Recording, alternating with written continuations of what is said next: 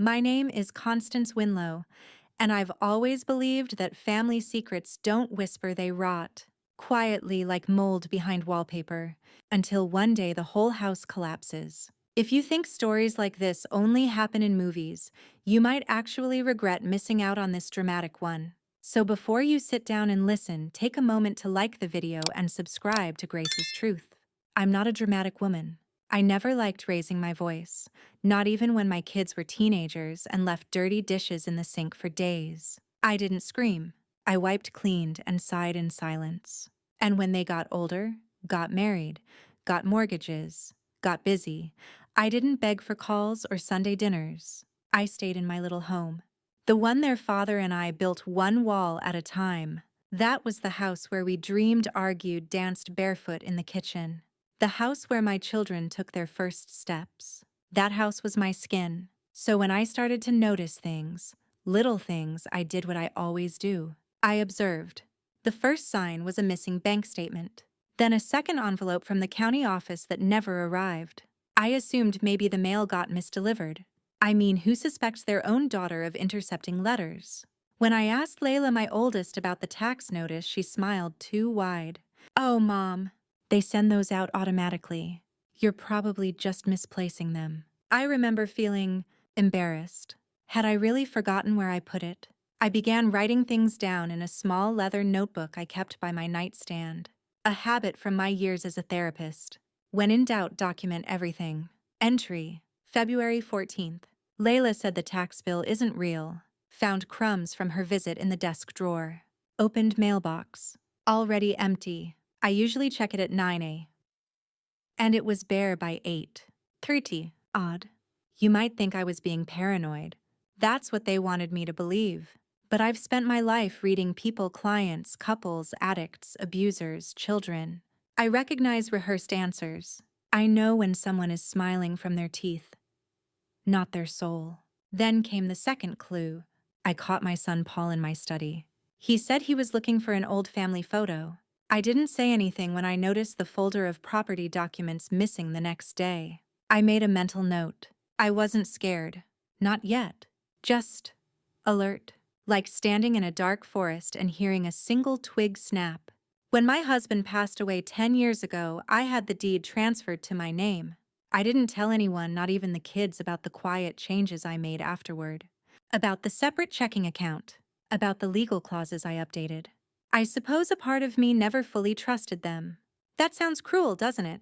But Paul had always been the kind of son who smiled for the camera, then whispered complaints the moment you turned your back. Layla, on the other hand, always talked about decluttering and moving you somewhere easier to manage. They thought they were subtle. One evening, I overheard Layla on the phone. "No, just have her sign it. She doesn't read them anyway. She just trusts us. It'll be easier once she's settled into the idea." Into the idea of what? I stepped into the hallway. Her eyes widened. She covered the phone. "Just booking a massage appointment for you, Mom," she said. I nodded, walked past her, and locked my bedroom door for the first time in 20 years. Inside, I opened the drawer where I kept the original house documents. Gone. Only an empty file folder remained, its tab still labeled in my handwriting. Winlow Residence. 1978 present. For the first time in a long while, I felt cold. Not the chill from age or weather, but the kind that creeps in when you realize the danger is coming from your own blood. I sat down at my desk, lit a small candle, and wrote a new entry. March 3rd. The game has begun. You see, I didn't confront them, not yet. That's what they expected. A frail, panicked mother asking, "How could you?" and begging for explanations. But I didn't scream. I smiled. And I waited. Because if they thought they could steal my house right under my nose, they clearly forgot who raised them. They forgot I'm the woman who taught them chess before they could spell strategy. They forgot I'm the woman who built that house brick by brick and who knows every legal crevice in its foundation. Let them play their little game. I had already started mine. After that night, everything became sharper. I started waking up earlier just to watch who came by the house. I noticed Paul had started dropping in more often unannounced. "Just checking on you, Mom," he'd say, "and bring a pie I didn't ask for." Or he'd fiddle with the thermostat open drawers in the kitchen, ask if I was keeping up with the bills. okay? It was all surface-level kindness, sugarcoating the arsenic. They were testing the waters, gauging how much I knew, and I played my role so well it scared even me. Oh, Paul, thank you for the pie. You're such a dear for checking the mailbox for me, Layla. I've been meaning to clean out that filing cabinet. How helpful of you. Behind every sweet thank you was another entry in the journal. March 5th. Paul opened the drawer near the back door again. He's looking for the deed's duplicate. It's not there. March 7th. Layla asked if I've ever thought about living somewhere without stairs. I replied, I didn't know the house had become inconvenient for you. She laughed nervously. What none of them knew was that I had moved all the real documents to a safety deposit box months earlier. A habit I'd learned from a friend whose own daughter once tried to refinance her condo behind her back. In our little community of widows and retired women, you hear things, you learn, you prepare. The real heartbreak was realizing I wasn't the exception. One morning, while pruning the jasmine by the porch, I overheard Layla whispering on the phone again. She won't make a scene. She's passive, always has been. Just like when Dad died, she froze. She's emotionally fragile. Emotionally fragile.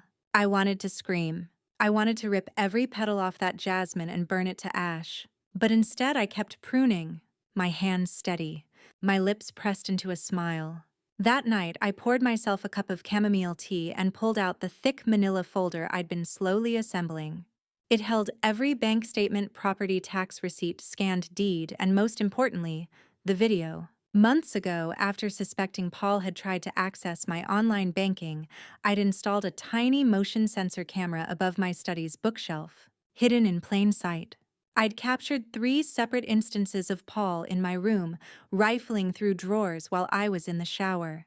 One of them included audio, him muttering, "Stupid old woman keeps everything locked. There's got to be a copy here somewhere." I rewound that clip 3 times. It was the first time I allowed myself to cry, but not because I was afraid, because he'd called me stupid.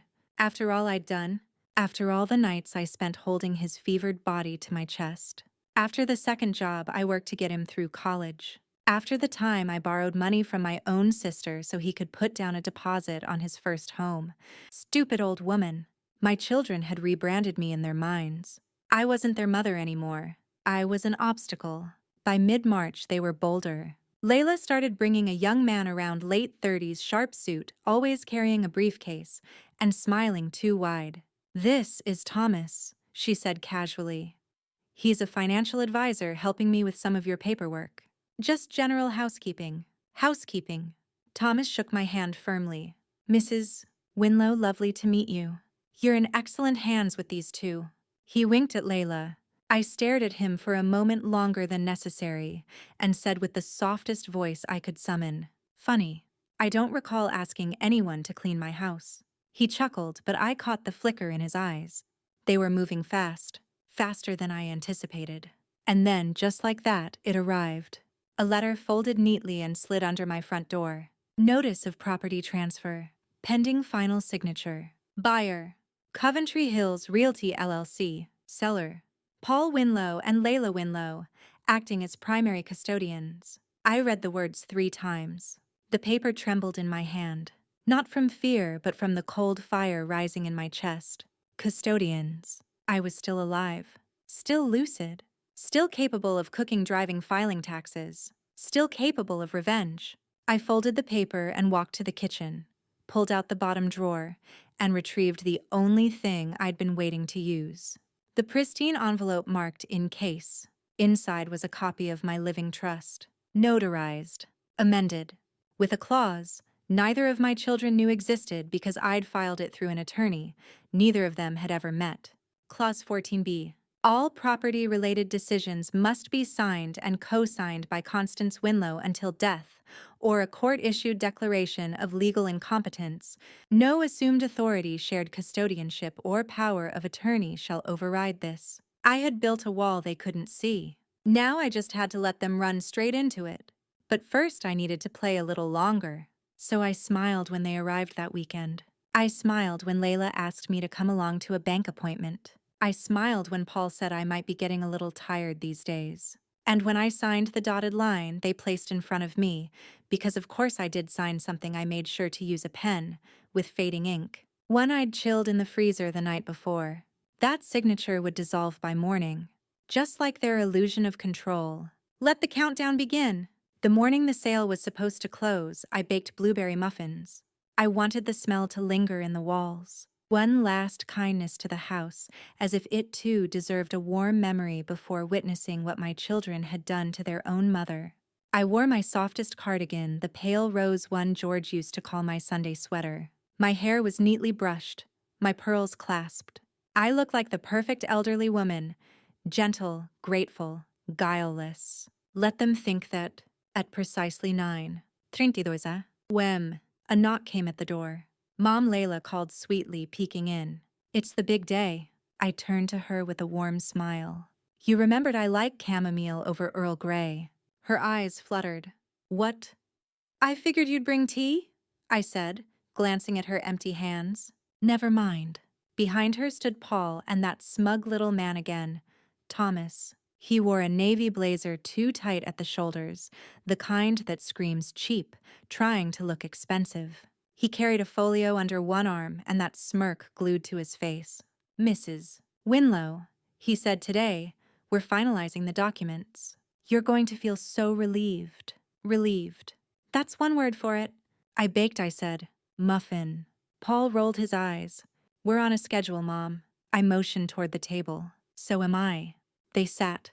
Thomas laid out the paperwork like a magician preparing a trick. I watched his hands too fast. He was used to people not reading, used to tricking folks twice my age with fading eyesight and soft spines. But I wasn't one of them. I reached for the first page. "Where's the power of attorney document?" I asked calmly.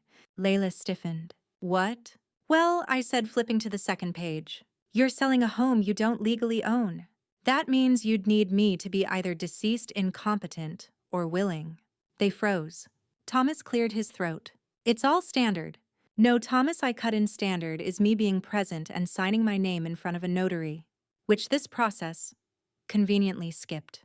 He looked to Paul. Paul looked to Layla. Layla's smile was gone now, replaced with that squint she used to give me when she didn't get the birthday gift she wanted. I pulled out a copy of the Living Trust and laid it on the table. "Clause 14b," I said. "I wrote it in after Dad passed. Consulted a lawyer neither of you knew. All documents related to this house are only legal if signed by me, fully competent, under no duress." Layla's face flushed. "You don't have to do this." "We were thinking of your safety." "No," I said, standing. "You were thinking of the market, of selling before the bubble burst, of cashing in." Paul slammed his palm on the table. "You don't know what you're talking about." "Don't I?" I said, my voice now sharp as broken glass. I walked to the mantel and retrieved a small black flash drive. "This," I said, "contains recordings of you entering my study without permission, discussing how to handle me, forging documents, claiming I wouldn't notice." Thomas stood. "You're bluffing." "I'm not," I said. "And neither is the lawyer who just sent everything to the county fraud division." Dead silence. I took a long sip from my teacup. "Now I suggest you leave. Unless you'd like to be here when the sheriff knocks." "You're insane," Paul hissed. I turned to him slowly. "No, Paul. I'm a mother who gave you every chance to be decent. And now I'm a woman who's reclaiming her dignity."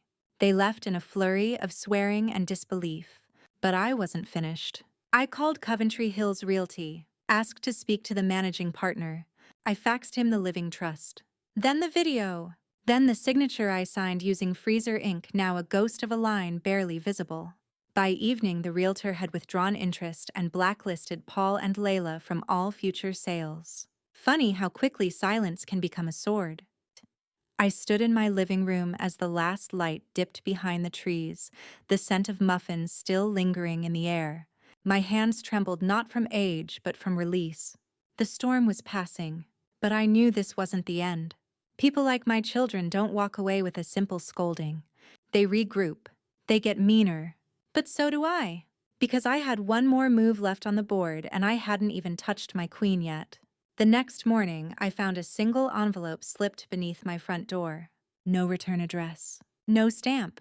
No signature. Inside was a typed letter, 2 short paragraphs. This isn't over. You're not as sharp as you think. Don't forget who changes your light bulbs and fills your prescriptions. You brought this on yourself. I read it 3 times, then folded it once and placed it into the folder I now labeled Evidence. Phase 2. There was no fear in me, just a steady ache where hope used to live. I once believed that love was a loop that children raised in warmth would always return with it. That, if you gave enough, forgave enough, sacrificed enough, they'd never view you as disposable. But love, I've come to learn, is not a loop. It's a rope. And some people are born to pull. Paul and Layla had always pulled. Even as children, they were experts at measuring my limits, testing how much they could take before I snapped. Back then, it was cookies before dinner and playground tantrums. Now it was my home, my name, my identity. The difference was, back then I still believed in apologies. I walked into the kitchen, made a fresh pot of coffee, and called an old friend, Helen Wren, a retired probate lawyer I hadn't spoken to in 5 years. We'd drifted after George's funeral, life taking us into separate corners of grief. But Helen was a woman who never forgot debts or betrayals. She answered on the second ring. "Constance," she said, surprised. "You're alive." "Just barely," I replied. "And only because I'm finally angry enough to do something about it." 3 hours later, we sat across from each other at her dining room table, surrounded by stacks of manila folders, highlighted legal codes, and an open laptop. I told her everything. She didn't interrupt once. When I finished, she closed the laptop gently and looked at me with that lawyer's stare, part judgment, part admiration. "I always knew your children were snakes," she said, "but I didn't expect venom this deep." "I raised them," I whispered. "No," she corrected me. "You raised children. Life shaped them into predators." We got to work. She advised me to officially file for elder abuse prevention measures through the state. Fraudulent sale attempts were one thing. Emotional manipulation, gaslighting, hidden power of attorney documents. That was a pattern. And patterns could become prison sentences. But I wasn't after bars. I was after truth. I wanted a trail. A trail the court, the neighbors, and the universe could follow. We drafted an affidavit detailing every interaction, every suspicious act, every word I could remember them saying. We added timestamps, dates, attached photos, flash drive contents, voice memos I'd started recording during their visits. I signed it, not with trembling hands, but with the clarity of someone reclaiming their name. Constance M. Winlow. Back home, I found Paul waiting in my driveway. He leaned against his car, arms crossed the same way he had when he got caught smoking at 17. "You talked to a lawyer," he said flatly. I did. He approached slowly. "You think you're safe now? You're not. You need help, Mom? You're not thinking clearly." "That's exactly what you're going to say when the DA calls, isn't it?" He flinched. "What?" I stepped closer. "That your mother's confused, declining, maybe even demented." "But let me tell you something, Paul. Declining doesn't look like this." I pointed to the binder in my hand, full of notarized documents. Video stills, a log of every password change and login notification I never approved. Declining doesn't include digital backups. It doesn't remember to refrigerate ink pens. Declining doesn't fight back with facts. He stared at me like he didn't recognize me. And maybe he didn't. Maybe he'd already buried the version of me he remembered, the passive, soft-spoken woman who crocheted doilies and forgot where she left her keys. He didn't see the one I'd always hidden. The one who watched, recorded, remembered. "This was never about helping me," I said. "It was about breaking me quietly." He looked down, his voice smaller. "We needed the money." I blinked. "Then ask. Ask for help. Ask for forgiveness. Ask for a loan, a gift, a miracle. Don't steal." He clenched his jaw. "You've always held power over us." That stung. But it told me everything. They didn't want care. They wanted control. He walked away without another word. But I knew deep down he realized something had shifted. That I was no longer the chessboard. I was the player. That night, I sat alone in my living room and stared at the walls. Not with sadness, but with the calm of someone planting seeds in soil no one else thought would grow. Because I wasn't just defending a house. I was reclaiming my story. And the next part of it would be written in the ink of justice, not fear. 2 days later, Layla called, not to apologize, not to explain, to invite me to brunch. Just us girls, she chirped, her voice high-pitched like she was balancing a tray of lies. We haven't done that in forever. I knew the tone. Knew it from when she was 5 years old and wanted an extra cookie. From when she was 17 and wanted to borrow my car to sneak off to that concert in Seattle. From when she was 30 and asked me to co-sign the lease for that temporary apartment she never moved out of. It was the sound of strategy. I told her I'd love to.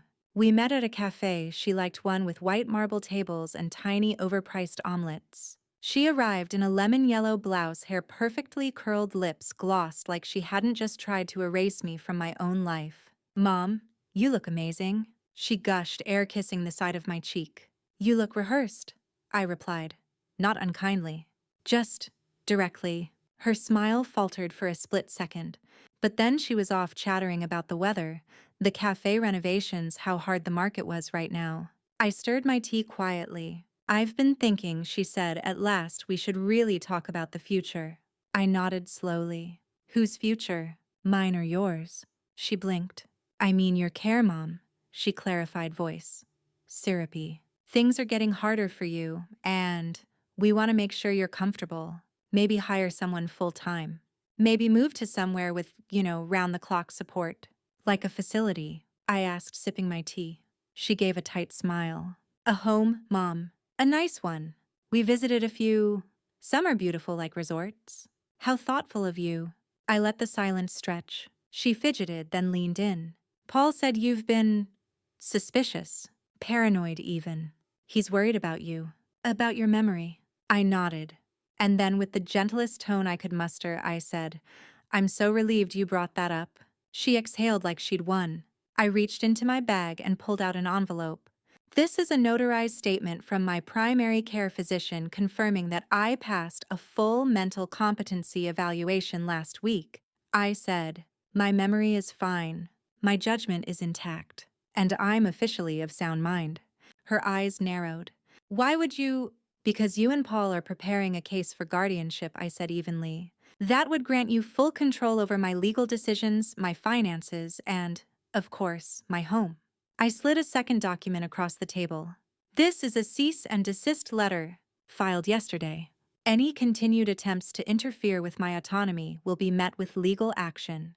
She stared at the papers like they were written in another language. "I'm your daughter." I noticed, I said. "Especially when you tried to sell the house.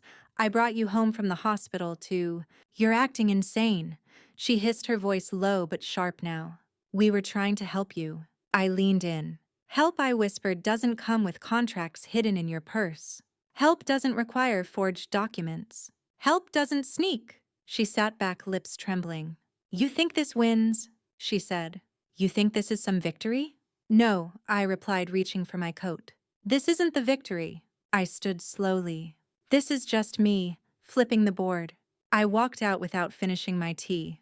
That afternoon, Helen filed a formal complaint with the Department of Adult Protective Services. It was more symbolic than anything we already had what we needed for court. But I wanted it on the record. I wanted there to be a paper trail longer than Layla's excuses. That night, I changed the locks. The next day, I changed my will.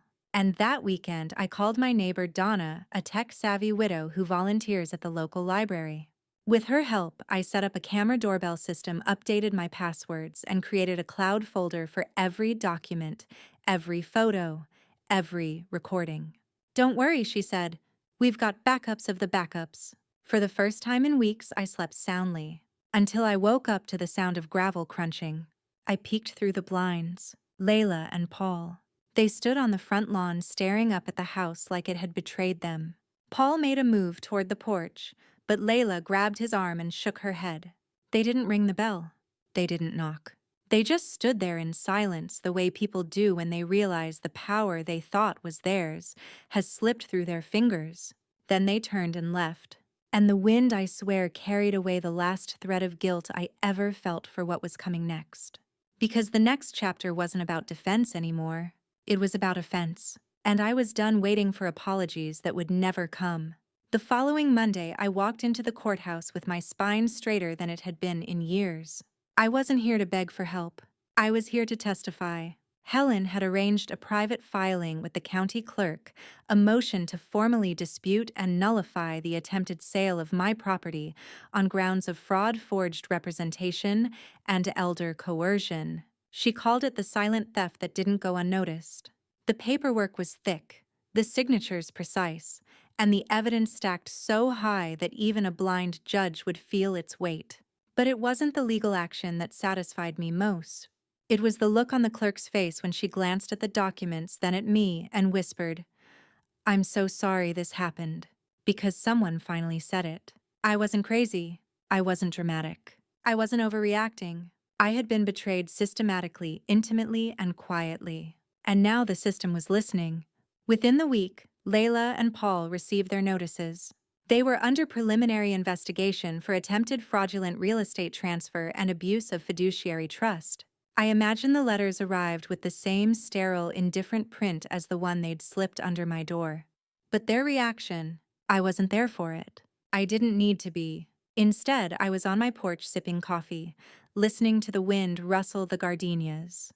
They'd finally bloomed white and bold, refusing to apologize for taking their time. Much like me. 2 days later, Paul called. I didn't answer. He texted, "We need to talk. You're taking this too far." I replied with one word, "Lawyer," and then I blocked his number. That same night, I received an email from Layla, a full 5 paragraphs of faux remorse, self-victimization, and spiritual jargon. She quoted forgiveness from a devotional, asked me to release the bitterness, and ended it with, "We're all just trying to do our best." I stared at that sentence for a long time. Then I drafted my response. "Dear Layla, forgiveness doesn't mean pretending the knife wasn't in my back. It just means I no longer wish to carry it around. As for your best, I believe you gave exactly that. And it terrified me. There's nothing left to discuss. If you have something to say it to the court. Constance." And then I hit send. It wasn't anger that burned through me. It was something colder, quieter, something I hadn't known I had the right to feel. Indifference. It took me 74 years to learn this. You don't owe your peace to the people who stole it from you. By the following Thursday, Helen and I sat down again, this time with a new plan. "You don't have to keep the house, you know," she said, sipping tea on my porch. "You've won your control back, but you don't owe it to this place to stay." I looked around. At the sagging porch swing, at the wallpaper George and I hung 30 years ago, at the cupboard door Paul broke when he was 10 and I never fixed. And then I smiled. "Let's sell it," I said, "but on my terms, my timeline, and to fund something I actually believe in." She raised a brow. "Like what?" "A shelter," I said, "for women like me, women who are told they're crazy, confused, too old to be believed. A place where silence isn't mistaken for consent." Helen blinked. "You're serious?" "I'm more than serious," I said. "I'm finally free." We called a real estate agent the next day. Not Thomas. Not anyone from their network. A kind woman named Alicia, who looked me in the eye and asked what I wanted, not what they wanted me to sign. The listing went live that weekend. And when the offers rolled in more than double what Paul and Layla had arranged, I laughed so hard I cried. Because the house had waited for me. It hadn't betrayed me. Only they had. And now it was helping me write the final chapter on my terms. I left the gardenias blooming. I left the old porch swing swinging gently in the breeze. But I took the notebook, the flash drive, the proof, because sometimes what you carry isn't baggage. It's armor. And mine was just getting polished. I moved out on a Wednesday, not a symbolic day, not a holiday, just a quiet midweek morning when the light hit the windows just right and the birds weren't in a rush to sing. The movers were efficient and kind, unaware. They were packing up more than just furniture, they were folding up an entire history. I stood in the foyer one last time, my hand resting on the wall where I used to measure Paul and Layla's heights in pencil. I didn't cry. I thought I would, but I didn't. Because that house wasn't mine anymore, not in the way I needed it to be. The walls knew too many things I'd stayed silent about. And besides, it had already served its purpose. It had taught me where the line is between love and ownership, and it had reminded me that even mothers are allowed to walk away. My new place was smaller, but it had something the old house had long lost: peace. A sunny cottage on the edge of a wooded reserve with a screened porch and a winding path to the lake. The silence here didn't ache, it healed. I spent the first few days arranging books, hanging paintings, learning the rhythm of the new space. No more footsteps outside my door. No more fake smiles or carefully disguised manipulation. Just the quiet tick of the clock and the sound of my own breathing, steady, unafraid. That weekend I did something I hadn't done in over 20 years. I wrote in a fresh journal, not a log of betrayal, not a strategy record. A letter to the women like me, who gave everything and were told it still wasn't enough. Who were silenced, then blamed for not speaking up. Who were loved until the money ran out, or the house became convenient. You are not crazy. You are not alone. And you are not done. Some of us bloom after 70. And we bloom sharper. See, I printed the letter, folded it into an envelope, and mailed it to Helen. She was already filing the paperwork to establish the nonprofit we'd dreamed up. The Winlow House, a legal resource and support center for elderly women facing property and financial manipulation. Our motto was simple: silence is not surrender. Word spread quickly. I got emails from women I'd never met, some with similar stories, some too afraid to tell theirs. One woman, Agnes, wrote, "I watched your story online. I thought I was alone. My son tried to take my condo. I thought maybe it was my fault. Thank you for showing me it's not." And just like that, the legacy they tried to write for me of a confused, helpless woman to be tucked away and forgotten was rewritten by my own hand. One morning, I walked past the small mirror by my entryway and barely recognized the woman looking back. Not because she was older, but because she was whole. Later that week, I got a call from Alicia, the real estate agent. "We've closed," she said. "Full price. Zero contingencies." She paused. "And Constance, the buyer, is turning it into a family foster home." I sat down, the phone pressed to my chest. That house was going to be filled with children again.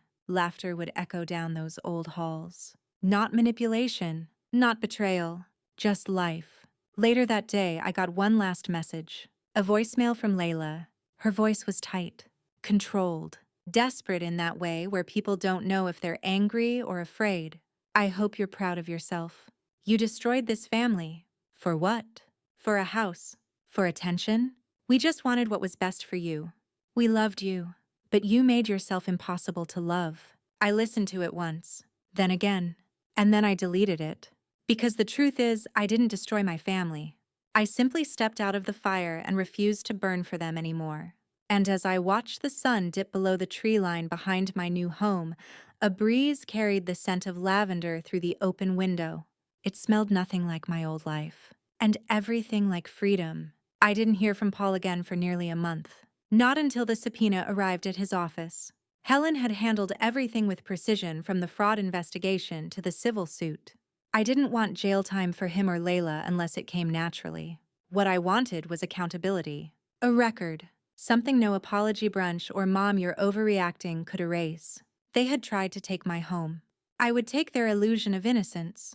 The deposition was scheduled for a Thursday morning. I didn't have to attend, but I did. I wore gray slacks, a pale silk blouse, and my mother's brooch. The one I inherited when I turned 50, long before I realized inheritance can be a curse as much as a gift. Paul sat across the table, flanked by a nervous-looking attorney who seemed barely out of law school. His posture slouched. His face was pale. There was no smugness left, just sweat and silence. Layla wasn't there. Her lawyer had filed for an extension, probably strategizing. When the questioning began, Helen was surgical. "Mr. Winlow, are you familiar with the power of attorney document used in the attempted sale of your mother's house?" Paul swallowed. "Yes." "And did your mother sign that document in your presence?" He hesitated, then lied. "She did. We talked about it. She agreed it was time." Helen raised an eyebrow. "Do you recall where and when?" He blinked. "At her house. Around maybe January." Helen slid forward a photo of the document, enlarged. And can you explain why this signature, your mother's, is a 37% match to her verified legal signature, according to two independent analysts?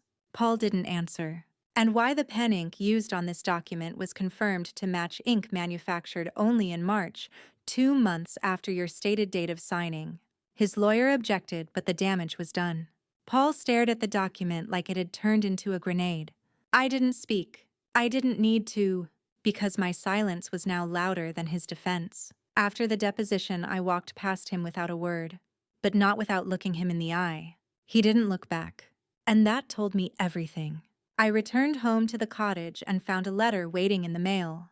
Handwritten. Careful cursive. No return address, but I knew the writing. Layla. I opened it slowly. Mother, I don't know who you've become. This vindictive person isn't the woman who raised me. I made mistakes, yes, but this, dragging your own family through the mud, you should be ashamed. I hope someday you remember who you were. Layla. I read it twice, then reached for my reply pad and wrote, Layla, you keep confusing silence with goodness. But the woman who raised you never promised to let you hurt her forever. You should be grateful I waited this long to become someone who finally speaks. Constance. I mailed it the next day. I didn't expect a response. I didn't need one, because this wasn't about reconciliation. This was about record. A week later, Helen forwarded me a request from a local journalist who had read our nonprofit filing and wanted to interview me for a piece on elder financial abuse. I hesitated at first. I didn't want to be a symbol. I wasn't brave or dramatic. I was just tired. But Helen said something I couldn't shake. Your story isn't rare. What's rare is that you won. So I said yes. The interview took place at my cottage with soft light pouring in through the kitchen window. The reporter was kind, maybe in her early 30s. She asked thoughtful questions, but one stuck with me most. Why didn't you just forgive them? I paused, then said, because forgiveness without boundaries is just permission. She nodded, scribbled something down, but her eyes stayed on mine. I think she understood. The article went live the following week. Silent theft. How one woman outsmarted her children's betrayal. It went viral in a quiet way, not trending, not flashy, but passed along in email threads and Facebook groups, printed out and taped to community boards in libraries, churches, and senior centers. I received over 100 letters within a month. Women, men, grandparents, even caregivers. Some were full of rage, others grief. All of them carried that same thread. I thought I was alone. That was the moment I realized what this had really become. Not revenge, not even justice, but a lighthouse, a warning for others, a place where pain turns into signal, where betrayal becomes blueprint. And a woman with a quiet voice and a locked filing cabinet, had finally become loud enough to be heard. By spring, the Winlow house had an address. A 2-story brick building downtown right next to the community library. Nothing fancy, but the door was always open. The porch had rocking chairs, and inside there was hot coffee, legal pamphlets, and women learning how to reclaim their names. Some days I just sat in the back room and listened. Listened to stories like mine, but harder, crueler, quieter. A woman named Bernice had her Social Security rerouted to her daughter's account without consent. Lived off crackers for 2 months before she realized. Another Joyce signed away the rights to her apartment while in post-op recovery. I thought I was signing a birthday card, she said through tears. And then there was Martha, 82. Cheekbones like a statue, a mind sharp enough to slice marble. She just sat there, holding her granddaughter's forged will in one hand and a cigarette in the other. I taught that girl to read, she said. Then she used her words to erase me. We didn't offer miracles, just paperwork, and proof that they weren't invisible. People began donating, small checks at first. Then a local estate lawyer offered pro bono hours. A paralegal volunteered every Saturday.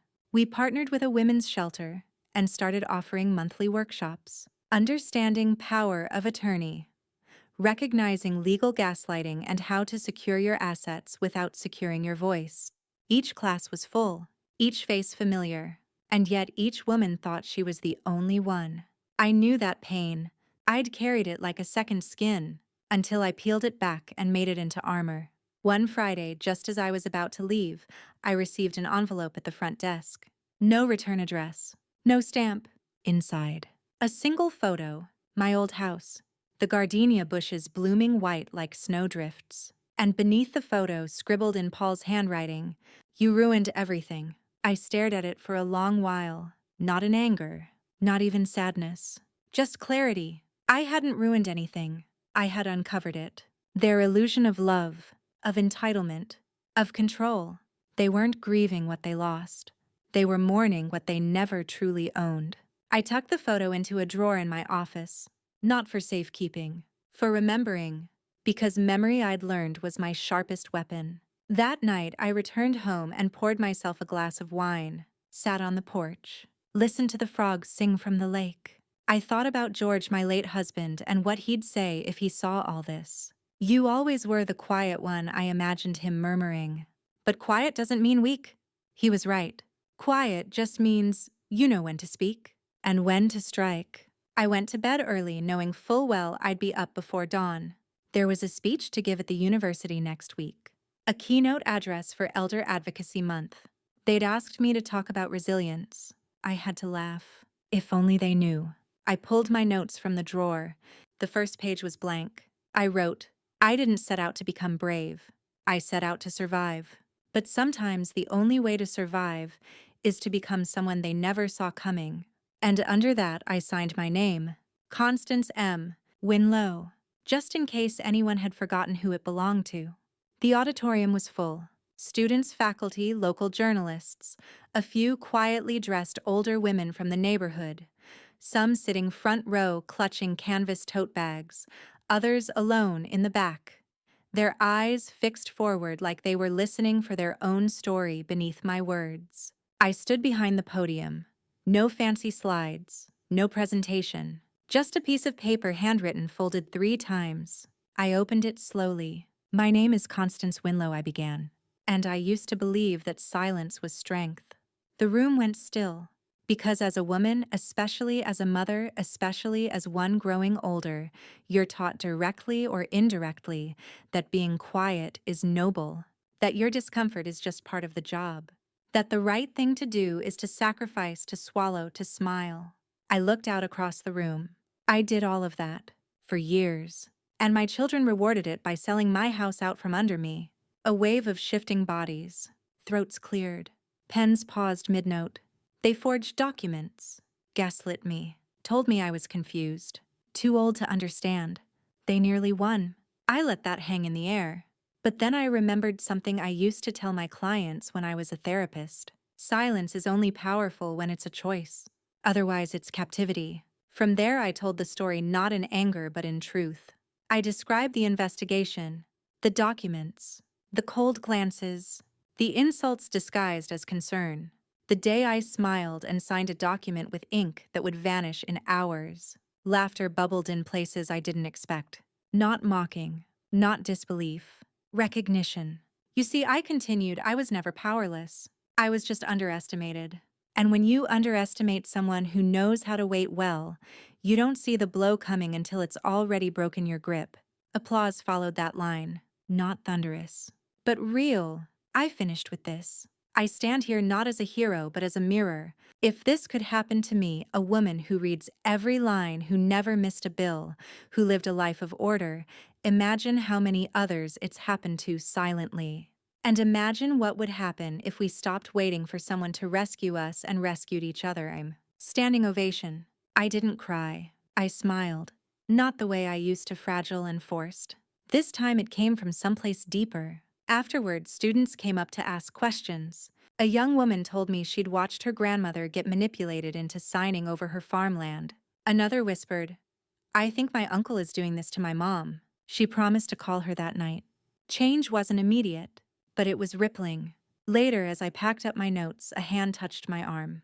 An elderly woman with silver hair and eyes like cold water said softly, "You said it for all of us who didn't know how." I didn't reply. I just squeezed her hand. Outside, Helen waited in the parking lot, leaning against her car with that half smile she wore when she wanted to say, "I told you so," but knew better than to ruin the moment. "You're a bit of a folk hero now," she teased as I got in. "Oh, good," I said. "That's what I've always aspired to be." We laughed. Then silence settled between us, warm and earned. "Do you regret it?" she asked after a while. "No," I said. "I regret not doing it sooner." She nodded. "But I did keep one thing I added." "What's that?" "The old porch swing." I looked out the window as the streetlights passed. It creaks like a lyre, but it always held me up. That night, back in my cottage, I sat on that swing with a cup of mint tea and stared up at the stars. One of them blinked out behind a passing cloud. I thought of Paul, of Layla, of who they could have been if they had chosen love over leverage. Then I closed my eyes and whispered, "Not a prayer, not a curse, just a truth. You don't get to rewrite me." Because this time I was holding the pen. A few weeks later, I received an invitation in the mail. Cream envelope formal embossing my full name, written in tidy calligraphy, Mrs. Constance M. Winlow. At first I thought it was another legal document or a follow-up from the university. But when I opened it, a photograph slipped out. Layla's daughter, my granddaughter Isabel, stood in the center. Her graduation cap tilted, smiling like she hadn't been taught how to pretend yet. Behind her were Layla and Paul side by side, holding her shoulders. I hadn't seen Isabel in over a year, not since the last birthday card I mailed was returned unopened. The card was accompanied by a note printed and cold. "We are choosing to set boundaries for Isabel's mental well-being. Please respect our decision and refrain from sending further mail." Now here she was, beaming in a photo I hadn't been invited to witness. The letter inside was unsigned, but the message was clear. "We thought you'd want to know. She's doing just fine without you." I stared at the photo for a long time. Isabel looked radiant, bright, unaware of the scaffolding her mother had built around her to keep me out. But I didn't feel pain. Not this time, because the lie was no longer mine to carry. I tucked the photo into a drawer, not out of spite, but preservation. Maybe one day Isabel would want to know who I was. Maybe one day she'd knock on my door or find my name on an article, or hear a whispered story about a grandmother who disappeared quietly after the storm. And when she did, there would be letters, journals, proof that I hadn't walked away out of malice but to protect something sacred, myself. That afternoon, I walked to the lake behind my cottage. The air was warm, the water still. I sat on the bench beneath the weeping willow and opened a small leather notebook. This one was different. Not for evidence, not for betrayal. For memory, for me. April 9, sun warm, silence deep. No more watching the door, no more locking the drawers. Just me, just breath, just now. I used to think survival meant holding everything. Now I know, survival means letting go of what tries to bury you. I closed the notebook and let the wind turn its pages. Later that evening, Helen called. "There's a woman at the Winlow house who's asking for you," she said. "Name's Marjorie Crane. She heard your story at the community center. Says she's not ready to talk to a lawyer, but maybe she could talk to you." I paused. It never gets easier hearing someone else has fallen through the same cracks. "Tell her I'll be there tomorrow morning," I said. "And Constance." Helen's voice softened. "You're doing more than surviving." "I know," I said. "I'm building." That night, as I lit a candle by my reading chair, I thought of all the ways silence had once served me. As a shield, a disguise, a prison. Now it was something else.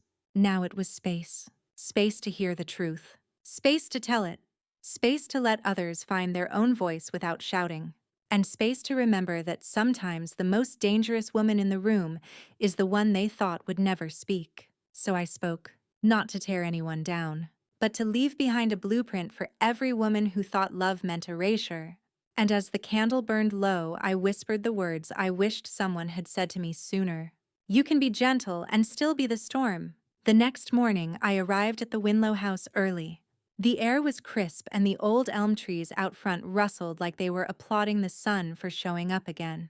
Inside, the light filtered through the windows in long golden shafts, falling across the welcome desk where Helen's coat was already slung over the back of a chair. Marjorie Crane sat quietly in the corner, her hands folded in her lap. Late 60s, maybe early 70s. Neatly pressed blouse. Too much makeup to hide the bruise at the corner of her temple. But her eyes, Those weren't hidden. They were wide open, like someone who'd finally seen the edge and chosen not to fall. I sat beside her. She didn't speak for a full minute. Then she said softly, "I read about you in the paper. You don't look like the woman I imagined." "Neither do you," I replied just as softly. She looked down at her hands. "He didn't hit me until the money was gone. Isn't that funny? It's like the rage was hiding under the guilt." I didn't laugh. I just listened. I gave everything to him. My retirement, my inheritance, my parents' house. He said it was for investments. Said I'd be repaid tenfold. Her voice cracked. And when I asked for something small, just a grocery card, he said, I was draining the family. I reached into my bag and handed her a small journal. Blank. Unmarked. "Start here," I said. "Not for court. Not for lawyers. For you." She looked at it like it was breakable. "I don't know how to write a story," she whispered. "You already are one," I said. "You just haven't read it back to yourself yet." She stayed for hours. Didn't cry. Didn't ask for anything. Just sat with her hand over the notebook like she was keeping something precious from flying away. As she left, she turned back. "Can I come again?" Anytime, I said, "but not because you need saving." She tilted her head. "Because you're allowed to take up space," I continued. "Because your voice is not too late." She nodded. And then she was gone. That night, I lit a fire in the cottage hearth, sat with a cup of cocoa, and pulled out my own notebook. The pages had filled quickly these past few weeks, not with rage, but with blueprints, plans for a traveling seminar, a helpline, a print series on predatory caretaking. Helen and I had even begun planning a course for adult children, inheritance without entitlement, a radical idea that loving your parents didn't mean owning them. I closed the notebook, the crackle of the fire echoing through the quiet. I thought again of Isabel, of what kind of woman she might grow into. I didn't know if she'd ever come looking for me, or if Layla would bury the truth so deep that I'd become just a warning tale, twisted and convenient. But I'd left a trail, not of breadcrumbs, of fire, letters, articles, registrations in public databases, my name etched into the charter of a nonprofit designed not to forget, so that even if Isabel only found ash, she'd know what had burned. Later that evening, I received an email from a name I didn't recognize. Rachel Godfrey. She was a producer from a documentary series about generational betrayal and quiet activism. She wanted to feature my story. "Not because you're unique," she wrote, "but because you're tragically common and fiercely unyielding." I didn't respond immediately. I stared at the message, thinking of how many women had written to me in secret, terrified of going public. Terrified that their stories would be twisted, mocked, or worse, ignored. But then I remembered the way Marjorie had looked at that blank notebook, like it was a doorway. And I typed, "I'll do it, but not as a victim. As a warning, Constance M. Winlow." I hit send, then turned off the lights, and slept with my bedroom door unlocked for the first time in months. Because no one was coming to take anything from me anymore. And if they tried, they'd find the house empty of fear and full of stories. 3 months passed. 3 interviews, 2 podcasts, 1 feature on national radio. I had become, against every instinct and quiet bone in my body, a voice. Not a loud one. Not the kind that demanded the spotlight, but the kind that, when whispered in the right ears, made the world shift ever so slightly off its axis. The documentary crew arrived in mid-July. They were kind, professional, but young, so very young. The kind of youth that still believes betrayal always comes with shouting, not with paperwork and smiles. Rachel, the producer, met me at the cottage early, holding a clipboard and nervous energy.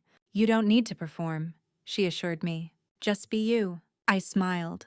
"Oh, Rachel," I said gently, "that's exactly what they never expected." The interview took place in my garden gardenias in full bloom. I wore my favorite gray sweater, soft at the sleeves from years of washing. My hair was pulled back in a low twist, and Helen sat nearby just off camera, giving me the kind of moral backup that doesn't speak, but anchors you anyway. They asked me about the house, the fraud, the family, the silence. I answered carefully, precisely, never naming names, but naming every wound. At one point, Rachel leaned forward. "Do you still love them?" The question hit like a soft stone, not because I hadn't asked it of myself, but because the answer had changed over time. I love the version of them I used to know, I said, but I no longer mourn the loss of people who only loved me when I was useful. Silence. Even the camera operator lowered the lens a little like he needed a second. When the interview ended, Rachel hugged me gently like I was breakable. I patted her shoulder. Don't look at me like I'm tragic, I told her. Look at me like I'm still rewriting. And I was. That very evening, I drafted a grant proposal, a modest one to fund legal literacy booklets for retirement communities. Nothing grand, nothing flashy, but it was a seed. And seeds are what saved me in the end. That weekend, I attended a local community forum on elder protection, sat beside a woman named Doreen, whose son had tried to get her declared mentally unfit so he could sell her farmland. She'd won her case last month and was wearing her court badge on a lanyard like it was a medal. In many ways it was. We sat on a panel together, 5 women all over 65, all with stories that could crack marble. At the end of the forum, someone in the audience asked, "If you could go back before it all happened, what would you tell yourself?" Doreen said I'd hire a lawyer before I hired a plumber. Another woman said I'd stop confusing politeness with obedience. When it came to me, I paused, then said I'd write things down sooner. A murmur moved through the room. Because memory fades, I continued, but ink doesn't. And in a world where people will rewrite your story while you're still living it, the only defense you have is to be your own historian. Applause. Not wild, but sustained. That night, I walked home under a sky thick with stars. No calls from Layla. No voicemails from Paul. Just quiet. A chosen quiet. As I stepped inside the cottage, I caught my reflection in the glass door.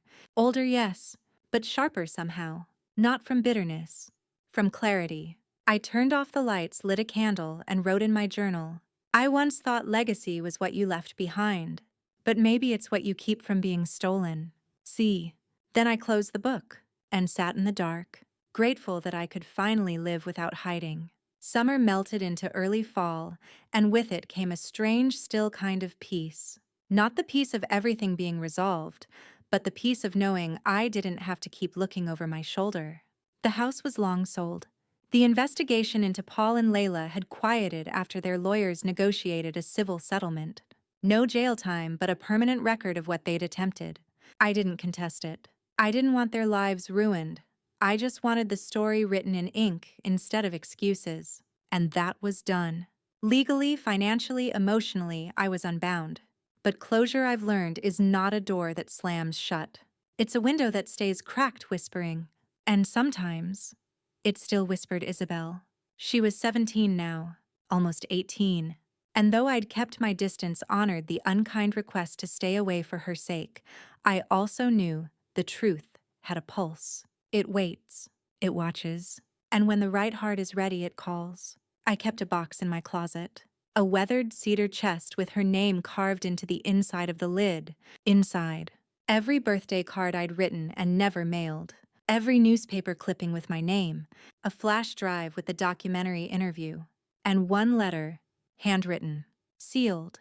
It began, "My dearest Isabel, one day you'll have questions, and I won't try to answer all of them. But I want you to know one thing. What happened between your mother and me was not a story of hate. It was a story of silence twisted into control, and silence only survives when it is protected by fear. This is not an inheritance of anger. It is one of truth. You deserve that much." I didn't know if she would ever read it, but if she did, she'd have the whole story. That same week, we opened a second location for the Winlow house, a smaller one built inside a church basement for women with no transportation. We had donated tablets, prepaid phones, and a rotating staff of retired legal workers who called themselves the Quiet Avengers. It made me smile every time. One of them, a woman named Clara, brought in a new client, a woman who'd spent the last decade raising her grandson only to be evicted by him after he turned 21. She looked around our modest office, clutching a folder of eviction papers, and asked, "Why would he do this, after everything I gave him?" And I said, the only truth I knew. Because people forget that love isn't ownership, and when you give everything without limits, they think the giving has no end. She didn't cry. She just nodded, like I'd handed her a sentence she'd been waiting years to hear. That night, I found myself walking the garden paths outside my cottage, the moonlight bending through the trees like old piano music. I thought about George again, about how he always said I'd be the quiet one in our old age, knitting, baking, fussing over teacups. He was half right, but he never lived to see the woman I became. The woman who read legal codes in bed, who taught herself to file injunctions, who testified before lawmakers on elder financial protection, who didn't just survive betrayal, but turned it into blueprint. As I sat on the porch swing wrapped in an old quilt, I pulled my notebook into my lap and wrote, September fear. Justice isn't always loud. Sometimes it's a closed door that doesn't open again. Sometimes it's a porch swing creaking under your own weight, not someone else's expectations. And sometimes justice is no longer needing to be in their lives to know you were right. I closed the book, listened to the wind, and smiled because this time it wasn't a mask. It was the truth finally resting on my face. It was mid-October when I received the email. Subject line, I think I know who you are. I nearly deleted it, thought it might be spam. But something in me hesitated. My fingers hovered above the trackpad. I opened it. Hi, my name is Isabel Winlow. I found a photo of you tucked inside an old cookbook Mom kept in storage. There was no note, just your name written on the back. I've heard things, mostly that you left, that you're angry, that you don't want anything to do with us. But I don't think that's the full story. If it's okay, I'd like to know more. I'm turning 18 next month. I don't know what I'm looking for. Maybe answers. Maybe just you. Isabel? I sat perfectly still. The autumn light poured through my window, catching the dust in midair like it was suspended time. My hand trembled not with fear, but with something deeper. Hope. I hadn't felt that in a long time. I didn't reply right away. I walked. I brewed tea. I didn't drink. I ran my fingers along the spines of old books like they might whisper advice. And then I opened the cedar chest, pulled out the sealed letter, slipped it into a fresh envelope with the words, For Isabel. Whenever you're ready. Then I replied, Dear Isabel, I never left. I was removed. But I never stopped waiting. There is a story here, one that was told without my voice for too long. I would be honored to tell you mine. No expectations, just truth. If you'd like, we could meet somewhere quiet. You choose the place. Love, Constance. I sent it. And for the first time in what felt like decades, I didn't brace myself for disappointment. Because this wasn't about fixing the past. It was about welcoming the future without apology. The next morning she replied, I'd love that. There's a park near my college. Saturdays are quiet there. I'll bring tea. You bring stories. I stared at those last 3 words. You bring stories. I had so many, and finally someone who wanted to hear them. That Saturday, I packed a small tin of cookies and tied a silk ribbon around the envelope. I wore the same cardigan I'd worn in the documentary, faded at the sleeves, but warm with history. As I approached the park bench, I saw her sitting there, legs crossed, hair pulled into a messy bun, a book tucked in her lap. She stood when she saw me. Her eyes. George's eyes met mine. No anger, no suspicion. Just quiet curiosity. Hi, she said. Hi, I replied. We sat. She poured tea into paper cups. And I began, not with the betrayal, but with the garden, with the swing, with the sound of her first cry echoing through the hall of that house. I told her about love, about the cost of silence, and about the moment I decided that survival was no longer enough. I needed to live. She listened. She didn't interrupt, not once. When I finally paused, she asked, Do you miss them? And I said, Not who they became, but sometimes who they pretended to be. She nodded, then reached into her bag and pulled out the photo, the one of her graduation. I wished you were there, she said softly. I smiled and touched her hand. She tilted her head. In every decision you made that was yours, every boundary you honored, every truth you dared to question, I was there. A single tear rolled down her cheek. She let it fall. We sat there long after the tea went cold. No forgiveness, no dramatic reunion. Just 2 women separated by time and tangled stories sitting together and telling the truth out loud. And that I realized was the final act of the story. Not revenge. Not even redemption. Just recognition. That night, I returned to the cottage and opened my notebook one last time. October 28th. Some stories aren't meant to be rewritten. Just finished properly. I was betrayed. I was erased. I was underestimated. But I spoke. I stood. I stayed. And in the end, they didn't get to define me. I did. I placed the pen down, closed the cover, and let the silence settle, not as a wound, but as a reward. Years later, people still ask me why I didn't take them to court for everything, why I didn't press criminal charges, why I let them walk away with their names intact. And the answer is simple: because some debts don't need to be paid in public. They echo, they ripple, they whisper through generations in ways louder than prison time. They show up in the uneasy silences at holiday dinners, the absent names on family trees, the story a granddaughter finally hears when she's ready, not before. I didn't want destruction. I wanted dignity, my own, and now I have it. Not just in the legal documents filed under my name, but in the lives the Winlow house touches every day. In the stack of journals we give to each woman who walks through our door trembling and furious and unsure of how she got here. In the volunteers who have lived it. In the legislation Helen and I helped push through quietly, surgically, relentlessly. Sometimes I sit on my porch and look at the garden where the breeze moves through the lavender like it remembers every word I wrote, every truth I reclaimed. Sometimes I still think about them. Paul, Layla. I wonder if they ever regret it. But regret is a quiet room, and I don't live there anymore. I live in light, in open doors, in truth, and in the hope that one woman somewhere hears this and thinks, if she did it, maybe I can too.